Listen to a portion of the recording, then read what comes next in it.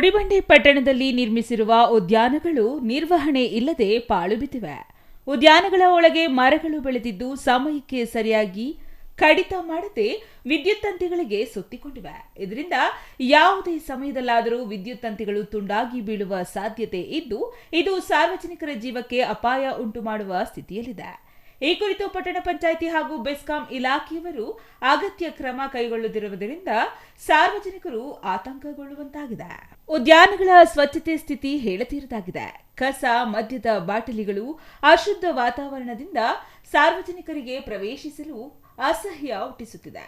ಬೆಳಗ್ಗೆ ಹಾಗೂ ಸಂಜೆ ವೇಳೆ ವೃದ್ಧರು, ಮಹಿಳೆಯರು ಮತ್ತು ಮಕ್ಕಳು ವಾಕಿಂಗ್ ಮಾಡುವ ಉದ್ದೇಶದಿಂದ ಉದ್ಯಾನಗಳಿಗೆ ಬರುತ್ತಿದ್ದ ದಿನಗಳು ಈಗ ಮರೆಯಾಗಿವೆ. ಪ್ರಸ್ತುತ ಉದ್ಯಾನಗಳು ಕುಡುಕರ ಅಡ್ಡಿಯಾಗಿದ್ದು, ಸಮಾಜ ವಿರೋಧಿ ಚಟುವಟಿಕೆಗಳಿಗೆ ಸ್ಥಳವಾಗುತ್ತಿರುವುದು ಆತಂಕಕಾರಿ ಸಂಗತಿಯಾಗಿದೆ.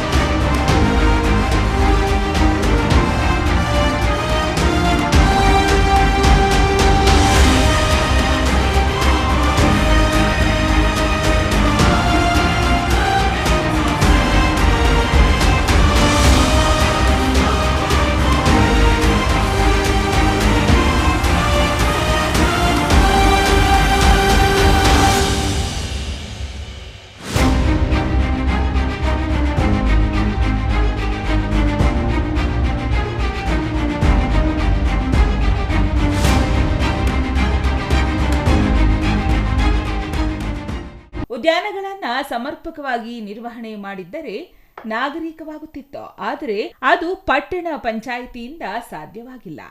ಸಾರ್ವಜನಿಕರ ಉಪಯೋಗಕ್ಕಾಗಿ ನಿರ್ಮಿಸಿರುವ ಉದ್ಯಾನಗಳನ್ನ ನಿರ್ವಹಣೆ ಮಾಡದೆ ನಿರ್ಲಕ್ಷ್ಯ ಮಾಡಿರುವ ಸಂಬಂಧಪಟ್ಟ ಅಧಿಕಾರಿಗಳು ಉದ್ಯಾನಗಳಿಗೆ ಅಗತ್ಯ ಸೌಲಭ್ಯ ನೀಡಲು ಮುಂದಾಗಿಲ್ಲ.